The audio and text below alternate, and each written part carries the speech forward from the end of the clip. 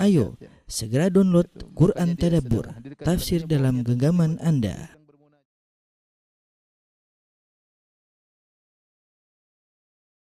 Bismillahirrahmanirrahim. Assalamualaikum warahmatullahi wabarakatuh. Alhamdulillahi ala ihsanih wa syukru lahu ala taufiqihi wa amtinanih wa asyhadu an la ilaha illallah wahdahu la syarika lahu ta'ziman li sya'nih wa asyhadu anna Muhammadan abduhu wa rasuluhu da'ila ridwanih. Allahumma salli alaihi wa ala alihi wa ashabihi wa ikhwani. Ikhwan dan akhwat, para jamaah yang dirahmati Allah Subhanahu wa taala. Alhamdulillah pada kesempatan kali ini kita pertemukan oleh Allah Subhanahu wa taala dalam rangka membahas satu perkara yang sangat penting tentang tawakal kepada Allah Subhanahu wa taala.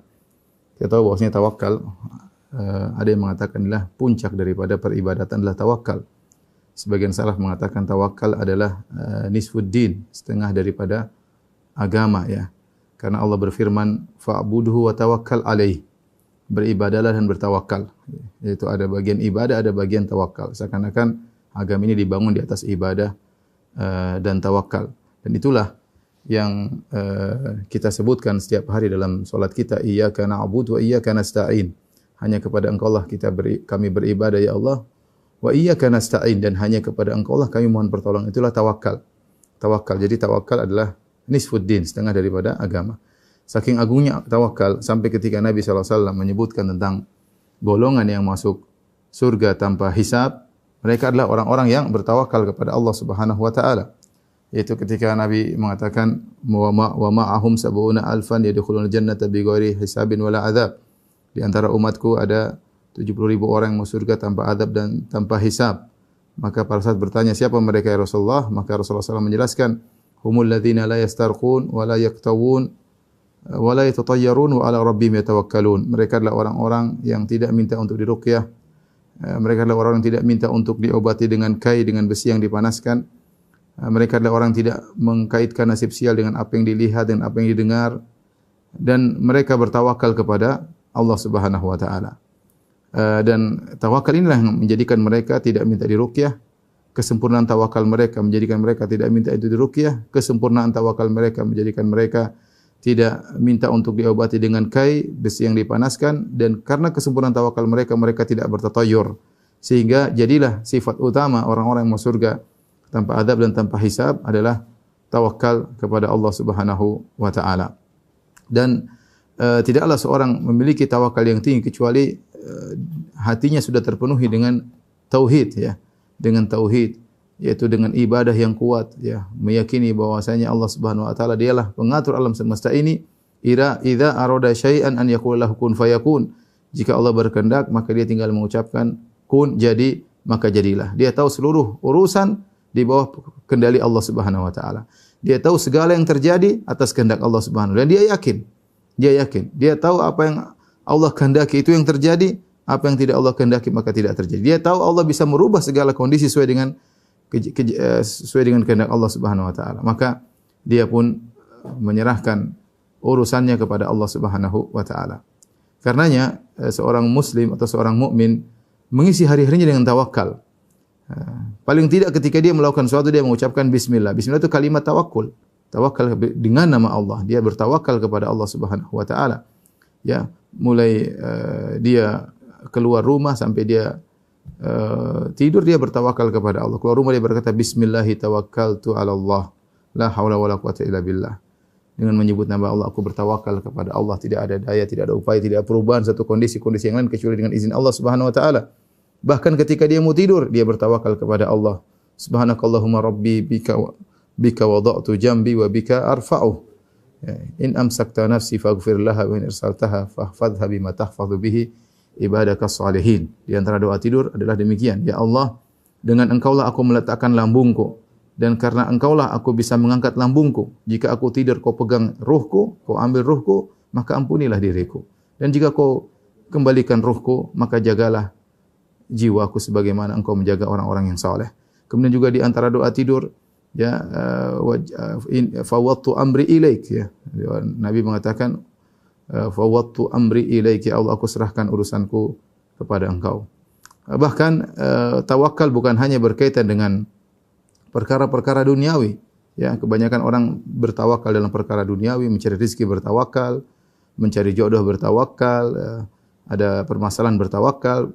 Tawakal juga berkaitan dengan ibadah. Tawakal juga berkaitan dengan ibadah. Seorang ketika beribadah hendaknya dia bertawakal, kata Allah, fa'buduhu wa tawakkal alaih. Beribadahlah kepada Allah dengan bertawakal kepadanya. Sehingga seorang ketika haji dia bertawakal, ketika umrah dia bertawakal, bahkan ketika dia salat dia bertawakal. Allah berfirman, wa tawakkal 'alal 'azizir rahim alladzi yaraka hina taqum wa taqallubaka fis sajidin innahu huwas samiul alim. Bertawakkallah kepada Allah yang Maha Perkasa dan Maha Penyayang, yang melihat engkau tatkala engkau berdiri untuk salat. Wa taqallubaka fis sajidin, gerakanmu tatkala engkau sedang salat bersama orang-orang yang sujud. Innahu huwas samiul alim, sungguhnya dialah Allah yang Maha mendengar lagi Maha mengetahui. Ini mukaddimah ringan tentang agungnya tawakal dan seorang berusaha melatih dirinya untuk mencapai tawakal, dan kita tahu tawakal bertingkat-tingkat. Semakin tinggi tawakalnya maka semakin mudah dia masuk surga tanpa azab dan tanpa hisab. Pada kesempatan yang berbahagia ini kita akan bawakan sebuah kisah yang menarik tentang kisah dua orang yang tawakal, ya. Yang kisah ini disampaikan oleh Imam Al-Bukhari dalam sahihnya. Imam Bukhari menyebutkan dalam beberapa bab, di antaranya bab tentang masalah al-kafalah, kemudian juga al-luqatah, ya. Dan ada bab-bab yang lainnya yang di mana Imam Bukhari membawakan hadis ini. Hadis ini dibawakan dalam Sahih Bukhari berulang-ulang. Hadis ini juga diriwayatkan Imam Ahmad dalam musnadnya. Ya, tentu sanadnya sahih karena diriwayatkan oleh Imam Al-Bukhari. Saya bacakan hadisnya atau kisah ini, tolong diperhatikan dengan baik. Setelah itu baru kita akan menyebutkan faedah-faedah yang berkaitan dengan kisah ini. Al-Imam Al-Bukhari meriwayatkan, ya, beliau berkata, wa qala al-Laitsu qala haddatsani Ja'far bin Rabi'ah an Abdurrahman bin Hurmuz an Abi Hurairah radhiyallahu taala anhu an Rasulillah sallallahu alaihi wasallam. Ya, dari Rasulullah sallallahu alaihi wasallam, Rasulullah bercerita, annahu dzakara rajulan min bani Israil sa'ala ba'dha bani Israil an yuslifahu alfa dinar. Ada seorang laki dari Bani Israel, dari orang-orang sebelum kita, dari umat sebelum umat Muhammad sallallahu alaihi wasallam, seorang saleh dari Bani Israel, dia meminta kepada kawannya dari Bani Israel juga yang lain agar memberi hutangan kepada dia 1.000 dinar. 1.000 dinar ini besar, ya. Kalau kita konversikan sekarang 1 dinar 4,25 gram emas. Berarti kalau kita kalikan 1.000 dinar berarti 4/4 kilogram emas. Ya, kalau kita mau 1 batang emas batang 1 kilo berarti 4 batangan emas. Ini jumlah yang banyak. Sampai sekarang pun tetap banyak, ya. Maka ketika dia ingin pinjam uang sama kawannya, maka kawannya terus berkata, "I'tini bisyuhada ushiduhum." Datangkan kepadaku para syuhud, para saksi, agar aku menjadikan mereka saksi atas utang yang aku berikan kepadamu. Karena jumlah bukan jumlah sedikit, jumlah besar. 1.000 dinar, butuh saksi, ya. Faqala, maka kawan yang meminjam uang berkata, "Kafa billahi syahida." Cukup Allah jadi saksi. Enggak ada saksi.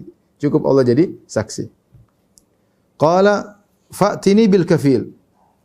Kata dia, kalau gitu datangkan kepadaku penjamin, dhamin, penjamin, ya. Siapa yang menjamin kalau ternyata kau tidak bisa bayar? Ya. Siapa yang menjamin? Ini uang besar 1.000 dinar. Qala, maka teman yang pinjam uang berkata, "Kafa billahi kafila." Cukup Allah yang menjadi penjamin. Semuanya cukup Allah. Allah jadi saksi, Allah jadi penjamin. Orang ini berkata, qala sadaqta, benar. Dua-duanya orang soleh, ya.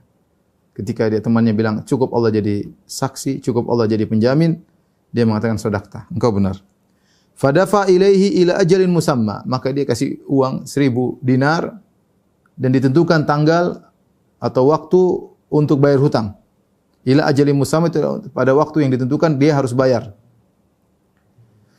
Maka diambillah uang tersebut oleh kawannya. Fa kharaja fil bahri, ya. Fa qadha hajatahu. Maka orang ini kemudian memperdagangkan atau mengolah uang tersebut. Akhirnya dia bisa berhasil sehingga, ya, tiba waktunya dia untuk mengembalikan utang. Tiba waktunya dia untuk mengembalikan hutangnya. Ini singkatnya demikian. Fa kharaja fil bahri, maka dia keluar ke lautan, ke tepi pantai. Faqadha hajatahu, kemudian dia menyelesaikan hajahnya. Tsumma iltamasa markaban yarkabuha yaqdamu alaihi lil ajal alladhi ajjalahu. Maka dia sudah kumpulan uang 1.000 dinar, dan dia ingin bayar hutang. Maka dia mencari, jadi orang ini pergi, antara dia dengan orang yang kasih utang ini terpisah dengan lautan. Ya. Maka ketika waktu dia ingin bayar utang, dia cari kapal atau perahu yang bisa mengantarkan dia untuk pergi ketemu dengan temannya karena waktu bayar hutang sudah tiba. Ya.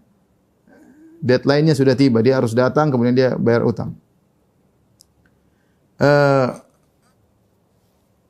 Falam yajid markaban. Ternyata dia tidak mendapati kapal yang bisa membawa dia ke lokasi temannya untuk bayar hutang. Apa yang harus dia lakukan? Dia bingung. Akhirnya apa yang dilakukan? Dia tawakal. Fa akhadha khashabatan. Maka dia mengambil sebuah kayu. Fa naqaraha. Kemudian dia pun melobangi kayu tersebut. Fa adkhala fiha alfa dinar. Karena dia harus bayar, maka dia masukkan 1.000 dinar. 4 batang emas batangan, 4/4 kilogram emas. Dia masukkan dalam kayu tersebut. Dia masukkan dalam kayu tersebut.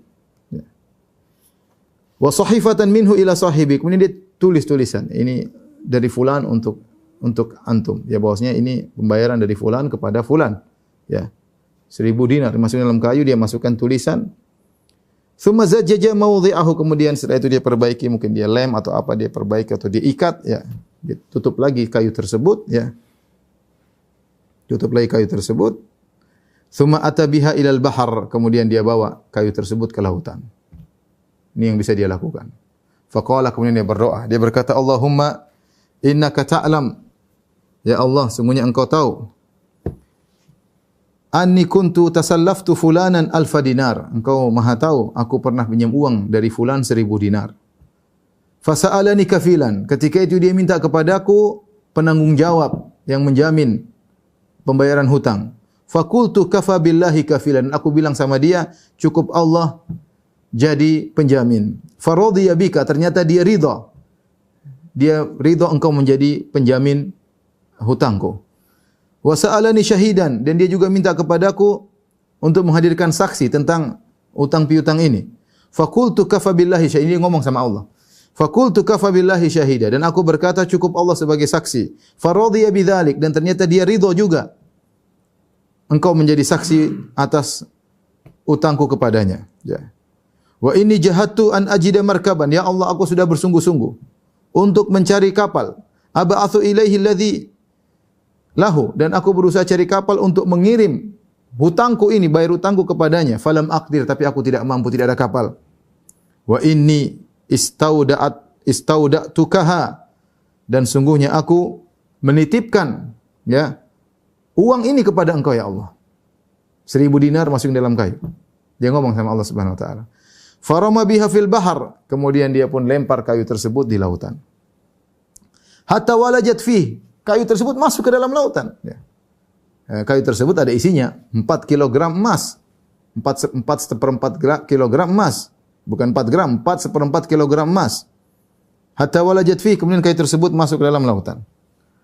Tsumman sarafa, kemudian dia pun meninggalkan lautan. Wa huwa fi dzalika yaltamisu markaban, tetapi dia tetap berusaha mencari kapal. Yakhruju ila baladihi, dia tetap cari kapal, kapan ada kesempatan, ada kapal dia akan pergi ke orang tersebut. Ya. Fa kharaja ar-rajul alladhi kana aslafahu yanzuru la'alla markaban qad jaa'a bimalihi. Rupanya sebagaimana waktu yang telah ditentukan, orang yang mengutangkan, orang yang baik yang mengutangkan tersebut, dia juga sudah tunggu di tepi pantai yang lain. Menunggu kapan kapal tiba. Dia menunggu kapal pertama yang tiba karena kapal tersebut akan membawa uang yang akan dibayar oleh kawannya tersebut. Dia tunggu sebagaimana waktu yang telah ditentukan. Ternyata tidak ada kapal yang datang. Tidak ada kapal yang datang. Dia tunggu. Fa idza bil khashabati allati fiha al-mal. Tiba-tiba muncul kayu yang telah diletakkan emas dalam situ. Muncul kayu. Kemudian fa akhadhaha li ahlihi hataban. Maka sudahlah dia ambil kayu tersebut. Tujuannya kayu tersebut diambil untuk apa? Untuk kayu bakar. Hataban. Untuk kayu bakar. Falamma nasyaraha, tatkala dia pecahin kayu tersebut, mungkin dia kapakin untuk dijadikan kayu bakar. Wajadal mal was sahifah, dia dapati uang 1000 dinar. Kepingan uang 1000 dinar. Was sahifah ada tulisan dari fulan untuk fulan. Ya, subhanallah. Sudah selesai, hutang sudah dibayarin. Ternyata kawannya yang sudah kirim uang lewat kayu tersebut, dia masih cari uang lagi. Dia namanya enggak pasti. Lepasin kayu sampai enggak sampai, dia cuma sekedar punya hujah di hadapan Allah. Yang penting saya sudah serahkan, ya Allah, saya sudah berusaha bayar tepat waktu. Tetapi itu tidak bisa jadi jaminan. Maka dia pun ambil lagi 1000 dinar. Summa qadima alladhi kana aslafahu fa'ata bil alfi dinar. Maka dia bawa 1000 dinar yang lain, dia dapat kapal, dia berangkat menuju belakangan tentunya, menuju kawannya tersebut untuk bayar utang 1000 dinar. Dia bawa 1000 dinar yang lain. Akhirnya dia ketemu dengan kawannya dan dia minta maaf. Dia mengatakan, "Wallahi ma ziltu jahidan fi talabi markabin li atiyaka bimalik." Kata demi Allah, kawanku, saya berusaha sungguh-sungguh untuk mencari kapal supaya saya bisa ngantar uangmu tersebut. Fama wajadtu markaban qabla alladhi ataitu fihi. Dan aku tidak menemukan, tidak ada kapal sama sekali. Ini kapal yang pertama yang aku bisa naik di atas kapal ini untuk bisa membawa bayaran hutangku ini. Faqala, maka temannya tersebut berkata, "Hal kunta ba'asta ilayya bi syai'?" Bukankah kau sudah kirim kepadaku sesuatu? Maksudnya dalam kayu. Maka subhanallah, kawannya ini dia pura-pura tidak tahu. Dia bilang, "Ukhbiruka anni lam ajid markaban qabla alladhi ji'tu fihi." Saya kan sudah bilang, saya baru datang dengan kapal ini, belum ada kapal sebelumnya saya datang. Ini kapal pertama yang saya datang kepada engkau. Seakan-akan dia tidak tahu tentang uang tersebut. Qala fa inna Allah qad adda anka alladhi ba'asta fil khashabah fansarif bil alfi dinar rashidan. Maka orang itu berkata, sungguhnya Allah telah membayarkan bagi engkau dengan apa yang kau kirim dalam kayu, maka pergilah engkau dengan 1000 dinarmu tersebut tidak usah bayar, pergilah engkau dengan lurus, dengan baik ya. Ini kisah yang menakjubkan ya. Setelah menyampaikan kisah ini, Abu Hurairah radhiyallahu taala anhu berkomentar dalam riwayat yang lain. Zada Abu Salamah fi akhirih, qala Abu Hurairah. Abu Hurairah berkata, "Wa laqad ra'aituna 'inda Rasulillah yakthuru mira'una wa laghatuna ayyuhuma aman." Sungguh aku telah melihat para sahabat ketika Nabi menyampaikan kisah tersebut, kami berjidal, berdiskusi di antara kami dan suara kami ramai ketika itu, mana yang lebih amanah? Apakah orang yang kasih duit atau orang yang bayar hutang? Mana yang lebih amanah? Kami diskusi di kalangan para sahabat sampai yakthuru mira'una, sampai ramai perdebatan kami, walaghatuna, sampai suara-suara kami didengar oleh Rasulullah SAW. Kami berdiskusi mana yang lebih amanah. Apakah ayyuhuma aman, mana yang lebih amanah? Apakah orang yang minjamkan duit ataukah orang yang bayar hutang? Ikhwan dan akhwat yang dirahmati Allah Subhanahu wa taala, ini kisah menakjubkan yang pernah terjadi dari kalangan Bani Israel, Dan kita tahu bahwasanya kaidah menyatakan syar'u man qablana syar'un lana. Syariat umat sebelum kita adalah syariat bagi kita jika tidak ada dalil dari syariat kita yang memansuhkan syariat tersebut. Dan ini pendapat yang kuat di kalangan para al-usuliyin, ahli usul fikih. Oleh karenanya banyak para ahli hadis di antara Imam Al-Bukhari sering berdalil dengan kisah-kisah orang terdahulu. Yang kisah-kisah Israiliyat tersebut yang disampaikan oleh Nabi sallallahu alaihi wasallam. Jadi kisah-kisah Israiliyat sampai kepada kita dengan jalur yang sahih, dengan jalur yang tidak sahih. Kalau jalur tidak sahih, maka tidak usah kita tengok kisah-kisah tersebut karena tidak bisa dijadikan dalil. Tetapi ada kisah-kisah yang datang dengan jalur yang sahih, entah melalui Nabi sallallahu alaihi wasallam atau entah melalui para sahabat Untuk kisah Israiliyat yang sahih ini maka ada khilaf di kalangan para al-usuliyin. Apakah yang diceritakan yang kisah dari Israiliyin yang datang kepada kita dengan sanad yang sahih, kalau ada hukum-hukum yang berlaku kepadanya, apakah berlaku bagi kita atau tidak? Yang benar, syar'u man qablana syar'un lana. Syariat orang-orang sebelum kita adalah syariat bagi kita, selama tidak ada dari dalil kita yang memansuhkan syariat tersebut. Oleh karenanya ketika Allah Subhanahu wa taala menyebutkan tentang para nabi, kata Allah Subhanahu wa taala, "Ulaikal ladzina hadallah." Mereka itulah para nabi yang Allah berikan hidayah kepada mereka, fabi hudahum muqtadih, dan ikutilah hidayah mereka. Ikutilah petunjuk mereka. Ini dalil bahwasanya apa yang sampai kepada kita dari nabi-nabi terdahulu merupakan syariat bagi kita. Oleh karena Allah Subhanahu wa taala menceritakan kisah-kisah para anbiya untuk kita ikuti, untuk kita tiru, dan syariat jadi syariat kita kecuali ada dalil yang memansuhkan. Kecuali dalil memansuhkan. Contoh seperti kisah Nabi Sulaiman, ya'maluna lahu ma yasha'u min maharib wa tamathil wa jifan. Bahwasanya Nabi Sulaiman punya jin-jin yang bekerja untuk Nabi Sulaiman, yang jin-jin tersebut membuat di antaranya membuat patung-patung. Di zaman Nabi Sulaiman, jin-jin tersebut buat patung-patung. Di syariat kita tidak boleh buat apa? Patung-patung. Ini contoh bahwasanya bisa jadi ada mansuh jika memang dalam syariat kita tidak membolehkan hal tersebut. Akan tapi kisah yang disampaikan ini adalah pelajaran yang disampaikan oleh Nabi SAW kepada para sahabat. Oleh karenanya apa hukum-hukum yang berlaku dalam kisah ini, meskipun berlaku pada orang-orang Bani Israel sebelum kita, berlaku juga buat kita. Karena Nabi SAW membawakan kisah ini dalam kondisi memuji mereka berdua, kedua orang ini. Sehingga para sahabat ketika mendengar kisah ini, mereka juga sampai khilaf, siapa yang lebih amanah. Jadi memang kisah ini dibawakan untuk dipuji dua orang ini, dan agar diambil pelajaran oleh para sahabat, dan para sahabat mengakui tentang keamanan dua orang tersebut. Dan ini adalah kisah yang menakjubkan. Kita ulangi kisahnya ya. Jadi ada seorang lelaki dari Bani Israel, bisa jadi mereka berdua adalah sahabat saling mengenal ya. Kemudian dia pinjam uang sama temannya, dan pinjam uangnya bukan sedikit ya. Pinjam uang 1.000 dinar ya. 4/4 kilogram emas ya. Dan kawannya tersebut meminjamkan, dan meminjamkan uang adalah ibadah yang agung. Makanya dalam Al-Qur'an banyak sekali ayat-ayat yang menyuruh kita meminjamkan uang. Man dzalladzi yuqridullaha qardan hasanan fayudha'ifahu lahu adhafan katsira. Siapakah yang beri pinjaman kepada Allah Subhanahu wa taala dengan pinjaman yang baik, maka Allah akan lipat gandakan pahalanya ya. Jadi sampai Allah menamakan meminjamkan uang kepada orang yang membutuhkan dengan seakan-akan meminjamkan kepada Allah. Saya ulangi, sampai Allah menamakan orang yang meminjamkan uang kepada orang yang susah atau untuk berjihad di jalan Allah seakan-akan meminjamkan kepada Allah.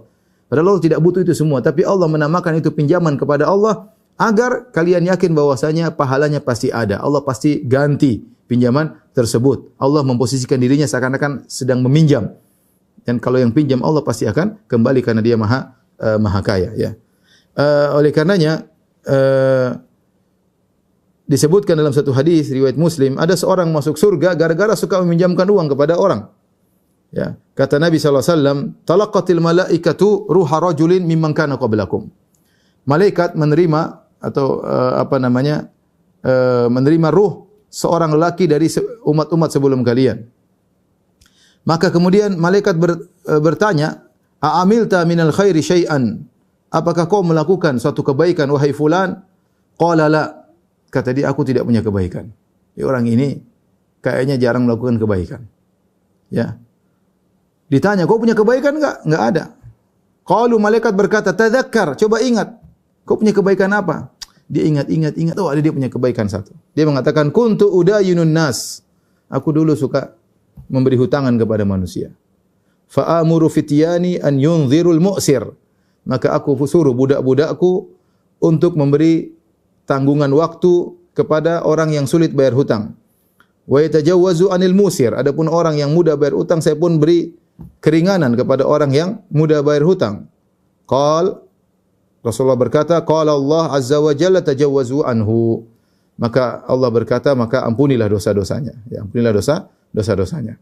Jadi memberi hutang kepada orang lain pahalanya besar. Bahkan dalam satu hadis kata Nabi sallallahu alaihi wasallam, as-salafu yajri syatra sadaqah. Kata Nabi sallallahu alaihi wasallam bahwasanya memberi hutang itu pahalanya seperti setengah sedekah. Jadi artinya kalau seorang beri hutang 1 juta, meskipun akan dibayar 1 juta tersebut, maka dia seakan-akan bersedekah 500.000. Beda kalau dia bersedekah 500.000, uang hilang.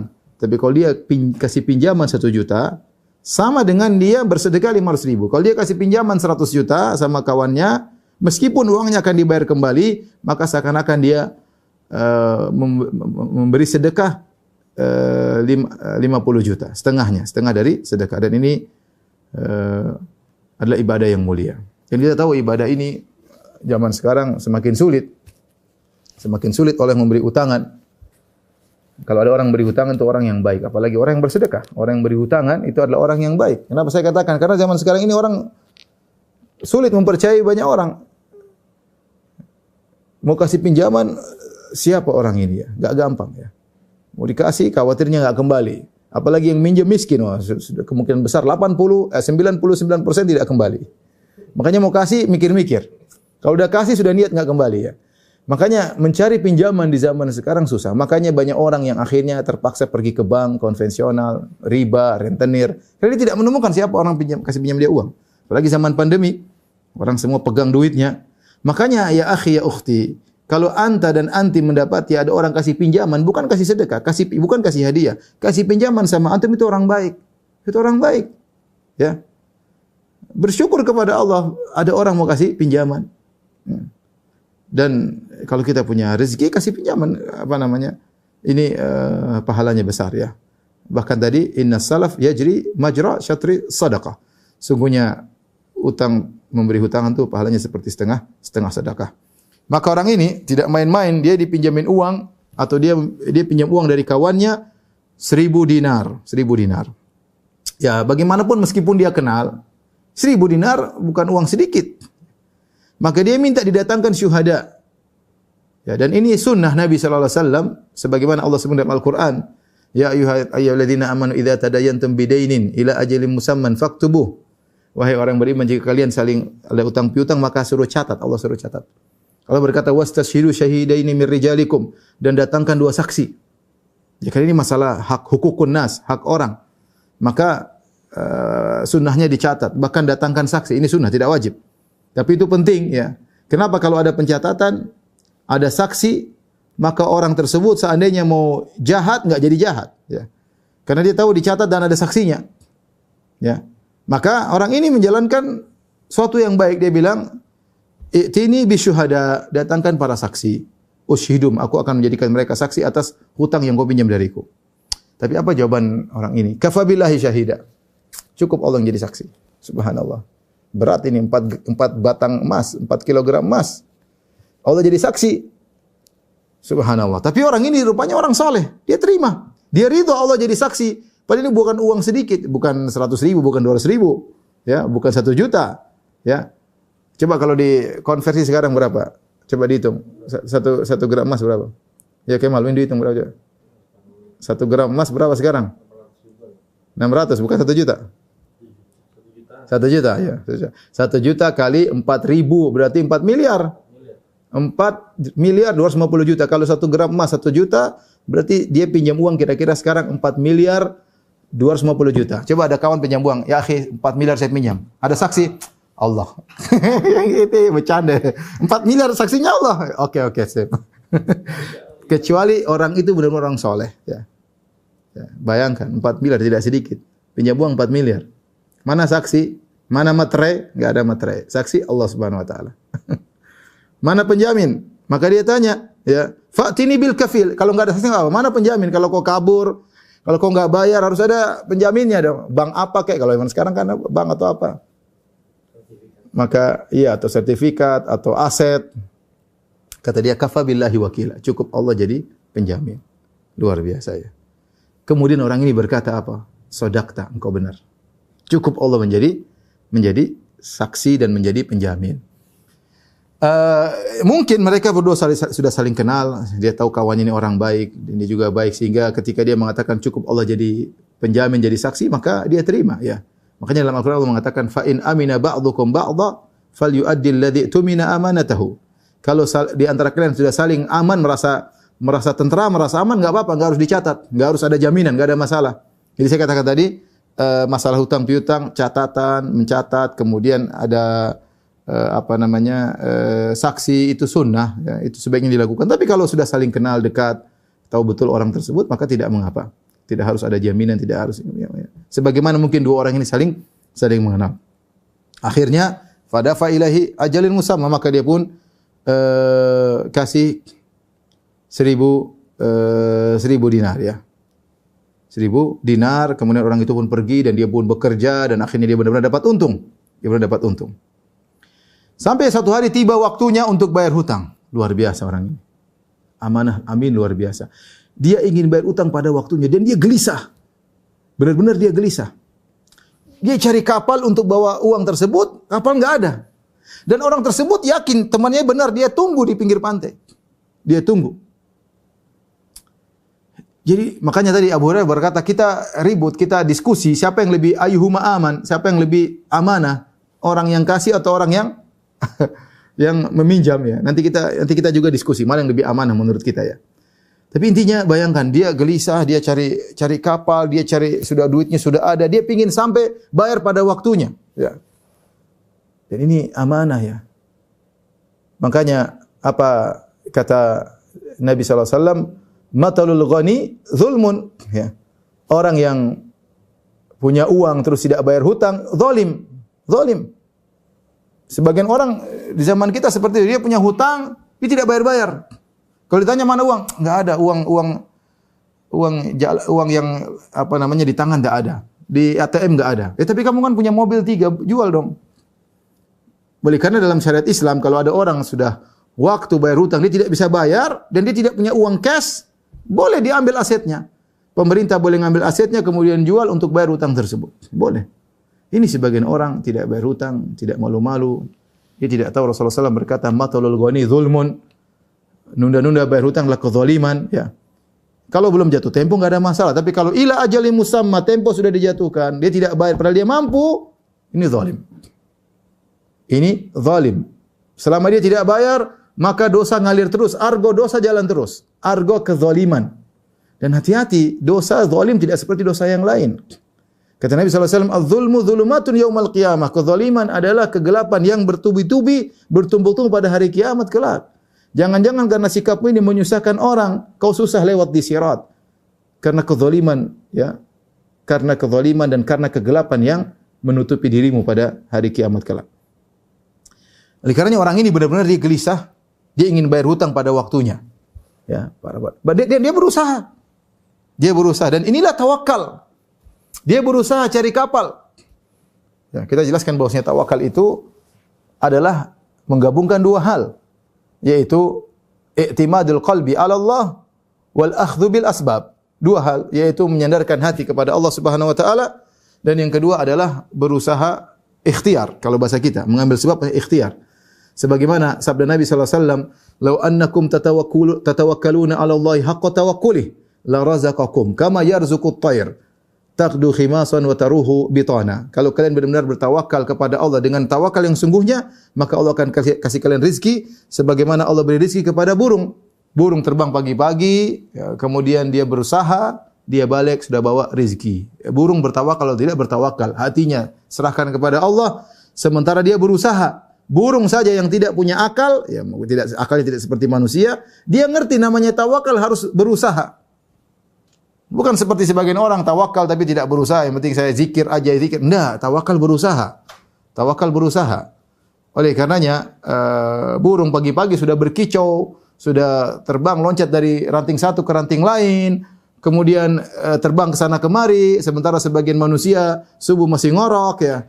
Salat subuh pun jalannya kepala miring-miring, imamnya kalau baca lama dia sudah kepanasan, kenapa imamnya lama?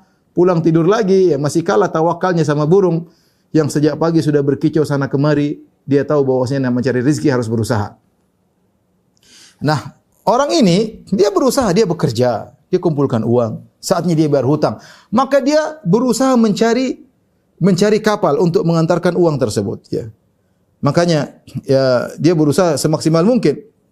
Ketika tidak ada, apa yang dia sudah tidak ada. Sementara waktu jatuh tempo sudah datang. Dia tidak ingin berdosa. Apa yang dia lakukan? Dia tawakal kepada Allah, cari kayu. Sudah, enggak ada cara lain.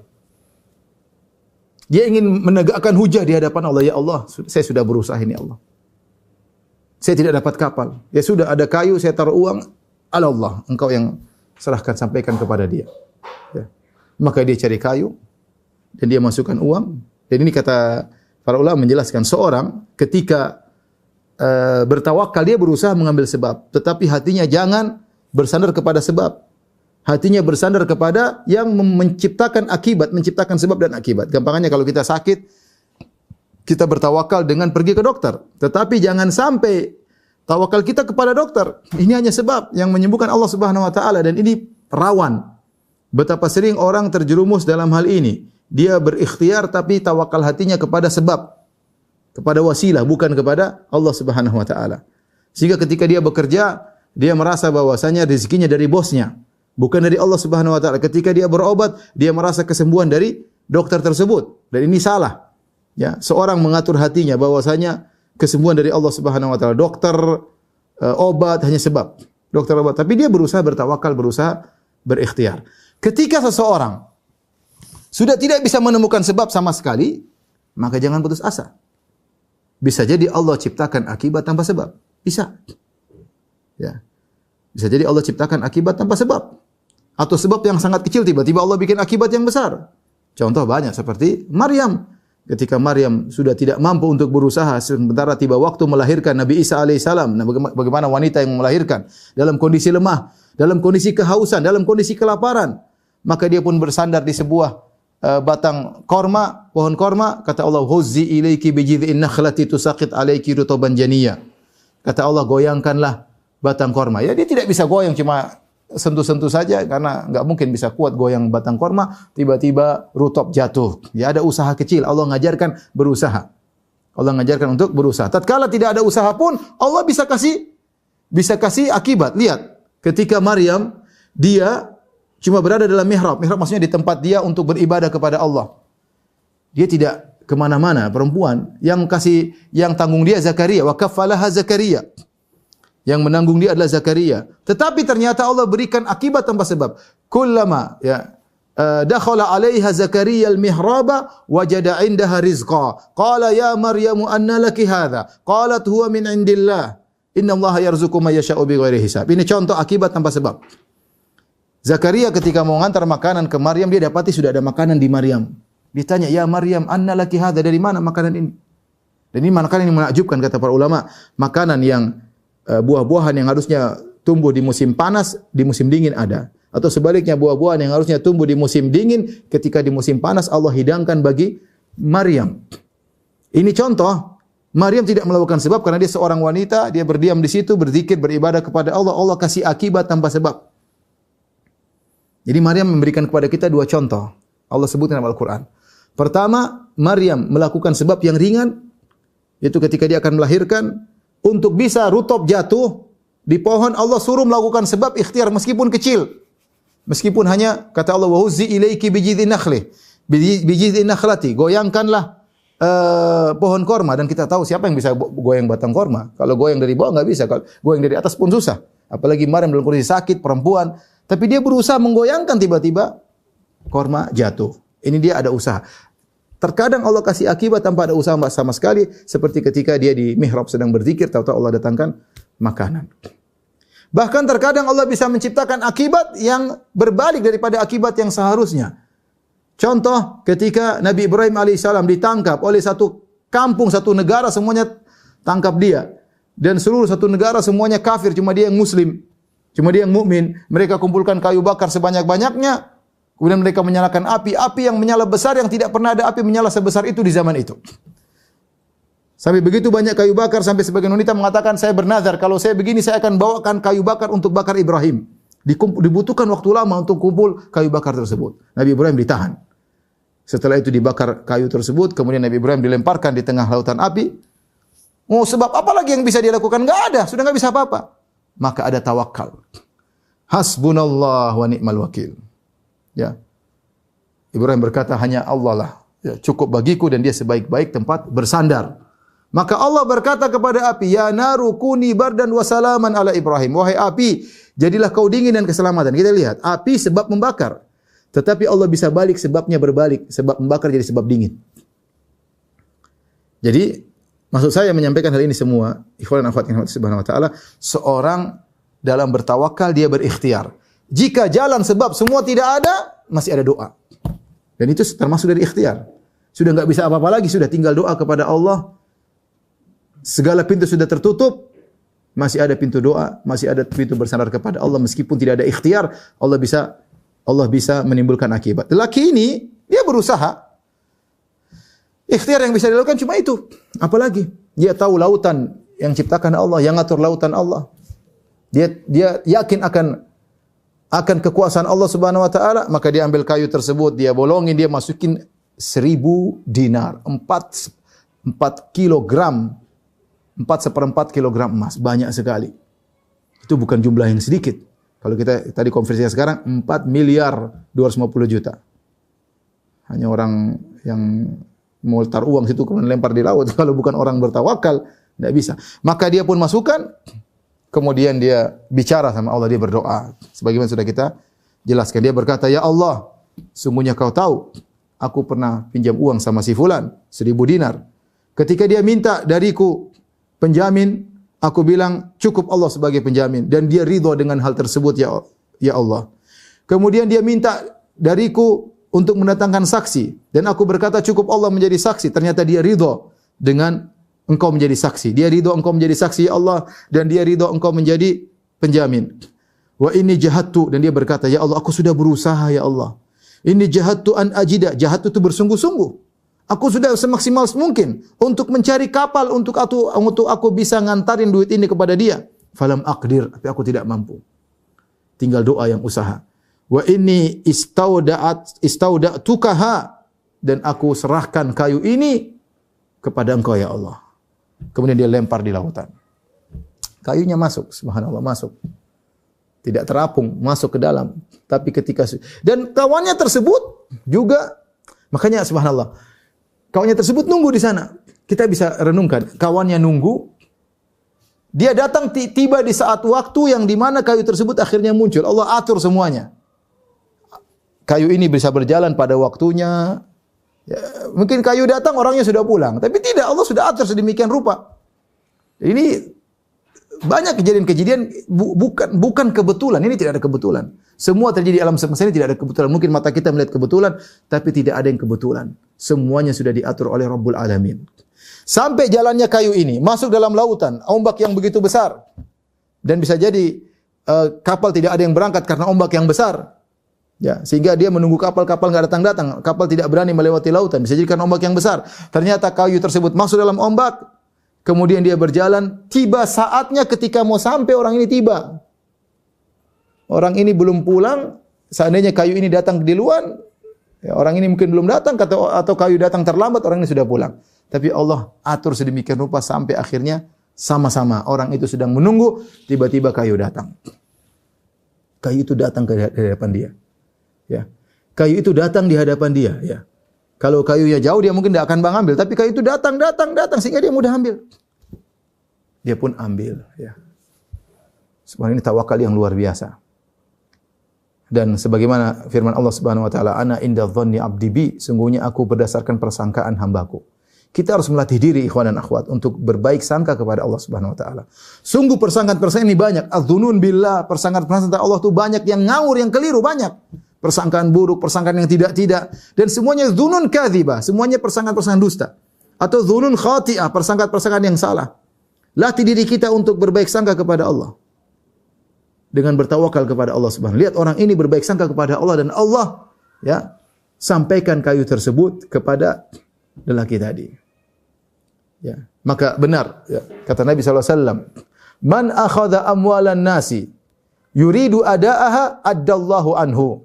Barang siapa mengambil harta orang, pinjam uang sama orang, dan dia niatkan untuk mengembalikannya, maka Allah akan kembalikan. Addallahu anhu, Allah akan buat dia bisa membayar. Ada dua kemungkinan, di antaranya kata Syekh Utsaimin rahimahullah taala, Allah akan buat dia mampu untuk bayar hutang. Dan saya kenal sebagian teman punya utang banyak sekali. Tapi dia bertawakal sampai utangnya lunas.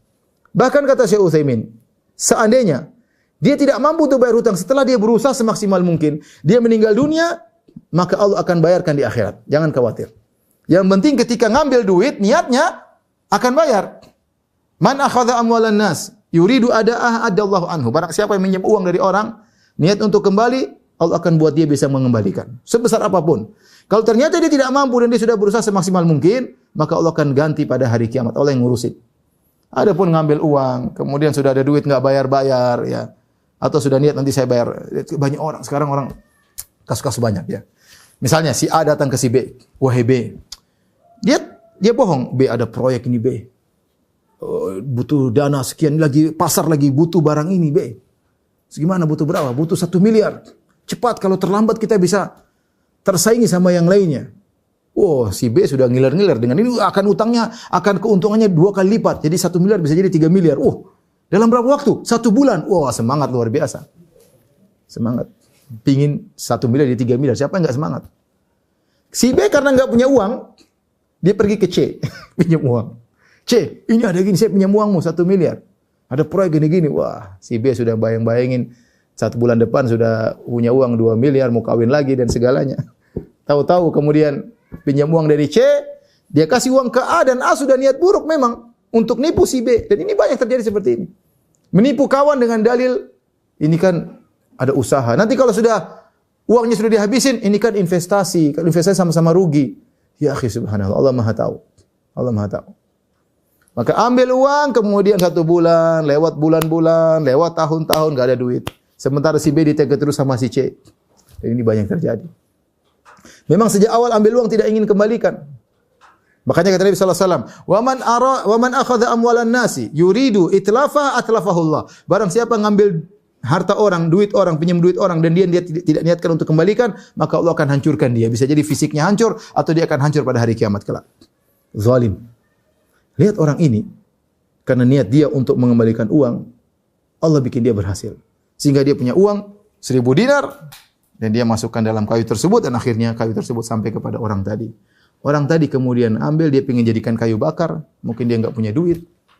Lagi susah, dia bawa ke rumahnya, dia potong, tahu-tahu ada duit dan ada surat dari fulan untuk kamu. Masya Allah. Sudah tenang, uangnya sudah kembali. Menakjubkan orang ini setelah itu, dia tidak hanya cukup taruh uang di kayu, dia berusaha lagi ya. Gak mungkin misalnya saya membayar utang sama fulan, telepon gak diangkat-angkat. Punya utang 5 juta misalnya. Fulan ditelepon gak diangkat-angkat, kemudian di SMS gak dia WA gak diangkat-angkat. Ya udahlah, saya taruh uang dalam kantung, saya lempar di sungai. Gak bisa. Nanti kalau ditanya, "Mana duit?" "Saya sudah lempar di sungai." Nah, gak bisa. Dalam yang kayak sesungguhnya gak bisa begitu. Makanya orang ini tetap mengambil ihtiyat, kehati-hatian. Dia tidak mencukupkan dengan kayu, dia enggak tahu kayu itu sampai atau tidak. Yang penting dia ingin menyampaikan di hadapan Allah, "Ya Allah, saya sudah berusaha. Engkau Maha melihat aku. Ini uang saya sudah masukkan dalam kayu, yang penting saya sudah berusaha." Tapi bukan berarti itu sudah cukup. Tidak, dia cari 1000 dinar lagi. Cari lagi 1/4 kilogram emas. Ketika dapat kapal mungkin waktu terlambat, entah setelah ombak sudah tidak kuat lagi, maka dia pun naik kapal tersebut. Dia bawa uang itu sendiri untuk mengucapkan terima kasih kepada kawannya tersebut. Akhirnya dia bawa ke depan kawannya, maka dia kasih. Ini 1000 dinar. Kawannya tersebut tanya kepada dia, dan ini saya kagum dengan kedua-duanya ya. Dia berkata, "Hal kunta ba'athta ilayya bi syai'?" Bukankah kau sudah mengirimkan aku sesuatu? Kawan yang pinjam ini, wallahu a'lam, mungkin dia niat baik atau bagaimana. Dia pura-pura tidak tahu, dia bilang, "Saya kan sudah bilang sama engkau, annilam." Dia kan sebelumnya bilang, "Mohon maaf ya akhi, saya tidak bisa datang karena tidak ada kapal yang siap untuk memberangkatkan saya. Ini kapal pertama yang saya bawa. Sehingga saya naik, kemudian saya bawa uangmu." Akhirnya dia tanya, "Bukankah kau pernah kirim sesuatu kepada saya?" Kata dia, "Ya akhi, saya kan sudah bilang, ini kapal pertama yang saya naik." Dia tidak bilang, "Saya tidak pernah kirim apa-apa." Itu berarti bohong. Ini orang, dia tidak mengatakan, seakan-akan dia mau niat baik, seakan-akan dia mau bayar lebih daripada hutangnya. Wallahu a'lam bishawab. Seakan-akan demikian. Kalaupun dia tahu sudah kirim, dia tidak bilang, "Oh iya, itu yang saya kirim." Tidak. Seakan-akan dia mau kasih hadiah lebih daripada itu. Ini dalam syariat boleh. Seorang bayar lebih selama tidak ada kesepakatan sebelumnya, ya. Dia ingin memberi bayaran lebih, tidak jadi masalah, ya. Tetapi ketika ditanya oleh temannya, "Bukankah kau pernah mengirim kepadaku sesuatu?" Tentu dia tahu, dia bukan orang bodoh. Tetapi dia tidak mengungkit masalah itu. Dan dia berkata, "Ukhbiruka anni lam ajid markaban qabla alladhi ji'tu fihi." Kan saya sudah bilang, saya tidak mendapati kapal kecuali kapal pertama yang saya naik ini. Dia tidak mengatakan saya tidak kirim sesuatu. Akhirnya orang ini berkata, "Allah telah membayarkan hutangmu melalui kayu, ya. Sudah, kau bawa pulang 1000 dinarmu tersebut." Di sinilah juga menakjubkan orang ini. Seandainya dia bohong, "Oh ya, enggak ada." Ya sudah, kalau gitu 1000-nya kasih saya. Ya akhi, 4 miliar bukan sedikit. Bohong sekali. Habis itu istighfar. Ambil 4 miliar istighfar sudah selesai, istighfar sama Allah. Setan bermain di situ, ini bukan uang sedikit. Dan zahirnya dia lagi susah, buktinya dia sampai ambil kayu buat kayu bakar, berarti dia lagi susah. Kalau orang kaya ngapain ngambil kayu di laut untuk jadi kayu bakar? Ngambil kayu dipikul bawa ke rumah, berarti dia lagi susah ketika itu. Kemudian ketika dia tanya, kan kau sudah kirim sesuatu kepada saya? Oh, dia bilang, saya baru datang sekarang. Ya, sehingga dipahami oleh dia seakan-akan dia enggak pernah ngirim apa-apa. Tapi dia jujur. Dia jujur. Dia bilang Allah sudah kirim lewat kayu. Seandainya dia bilang, ya sudah kalau gitu, 1.000-nya kasihkan saya. Bisa. Dan orang ini tidak akan menolak, dia akan kasih. Dia akan kasih. Tapi dia jujur, dia bilang sudah ada uang datang kepadaku. Silakan kau pergi bawa uang. Subhanallah. Dari sinilah kemudian Abu Hurairah berkata, laqad ra'aituna, ya, sungguh aku melihat kami para sahabat, ya, inda Rasulillah, di sisi Rasulullah baru menyampaikan hadis, yaktsuru mirauna wa laghatuna. Kami berjidal ketika itu, wah ini mana lebih amanah nih, subhanallah. Bahkan laghatuna, suara kami agak bersaut-sautan. Ayyuhuma aman, mana yang lebih amanah dari antara keduanya? Ya. Dua-duanya orang yang tawakal, dua-duanya orang yang mana? Coba. Kalau saya tanya, mana yang lebih tawakal? Kita bingung. Yang pertama juga tawakal. Bayangkan 4 miliar kasih tawakal tanpa ada bukti, tanpa ada materai, tanpa ada catatan, tanpa ada saksi. Semuanya Allah. Tawakal berarti kasih bismillah udah ambil 4 miliar. Tawakalnya luar biasa. Orang yang kedua juga tidak kalah tawakalnya. Bayangkan masukkan uang 4 kilogram emas dalam kayu, lepaskan di lautan, entah apa yang terjadi. Ini juga tawakalnya luar biasa. Luar biasa. Mana yang lebih tawakal? Wallahu a'lam bishawab. Mana yang lebih amanah? Kita juga bingung. Ini orang luar biasa. Dia amanah, berusaha untuk bayar hutang pada waktunya, tidak ingin tertunda. Saking amanahnya dia berusaha masukkan uang ke dalam kayu, dia lepaskan. Bahkan saking amanahnya dia bawa uang lagi kedua kali. Agar dia benar-benar, dan dia minta udzur, saya tidak dapat kapal. Benar-benar amanah. Ataukah lebih amanah orang yang sudah dapat kayu dan dia ngaku, iya saya sudah dapat, sudah enggak perlu lagi. Padahal dia bisa saja mengatakan, oh ya belum, sini kasihkan uang saya. Bisa. Mana yang lebih amanah? Mana yang lebih tawakal? Wallahu alam bishawab. Tetapi ikhwan dan akhwat yang dirahmati Allah Subhanahu wa taala, maka ini adalah kisah yang menakjubkan, ya, tentang tawakal dan amanah, ya, yang dipraktikkan oleh kedua orang ini, ya. Maka pelajaran bagi kita, seorang ketika menghadapi apapun tetap bertawakal kepada Allah Subhanahu wa taala. Allah berfirman, "Wa yatawakkal 'ala Allah fa huwa hasbuh." Siapa yang bertawakal kepada Allah maka Allah cukup baginya. Ya. Wa 'ala Allahi fatawakkalu, dan kepada Allah kalian bertawakal. Selalu hati kita bersandar kepada Allah. Makanya Nabi sallallahu alaihi wasallam mengajarkan kita untuk selalu berdoa agar ketika kita dalam kondisi apapun selalu bertawakal. Mau keluar rumah bertawakal, masuk pasar bertawakal, singgah di suatu tempat bertawakal, masuk rumah berdoa. Semuanya keluar rumah berdoa, mau tidur juga berdoa, bangun tidur berdoa, sehingga hati kita senantiasa terikat dengan Allah Subhanahu wa taala. Jangan gantungkan hati antum, hati anti kepada yang ada di bumi ini. Jangan gantungkan hati antum kepada manusia. Manusia semua tercipta dari tanah dan mereka akan selesai. Mereka akan jadi bangkai yang busuk. Bertawakal kepada Alladzi fis sama, kepada Allah Subhanahu wa taala yang menciptakan sebab dan akibat. Jika seluruh pintu tertutup, pintu langit tidak pernah tertutup. Senantiasa terbuka. Senantiasa terbuka. Ikatkan hati Anda selalu kepada Allah Subhanahu wa taala. Demikian saja ikhwan dan akhwat yang dirahmati Allah Subhanahu wa taala yang bisa sampaikan pada kesempatan kali ini tentang kisah menakjubkan tentang tawakal. Semoga kita semua bisa menjadi orang-orang yang bertawakal dan amanah dalam menjalankan kehidupan kita sehari-hari. Demikian saja ikhwan-ikhwan dan akhwat yang dirahmati Allah Subhanahu wa taala. Demikian juga kepada pesantren Al-Irsyad yang semoga Allah beri kemudahan dalam proses belajar mengajar di masa pandemi. Kepada wali-wali santri dan juga kepada santriwan dan santriwati, pertemuan kita sampai di sini saja. Mudah-mudahan Allah menjadikan kita hamba-hamba yang bertawakal dan amanah, ya, sehingga bisa menjadi orang-orang mulia di dunia maupun di akhirat. Wabillahi taufiq wal hidayah. Assalamualaikum warahmatullahi wabarakatuh.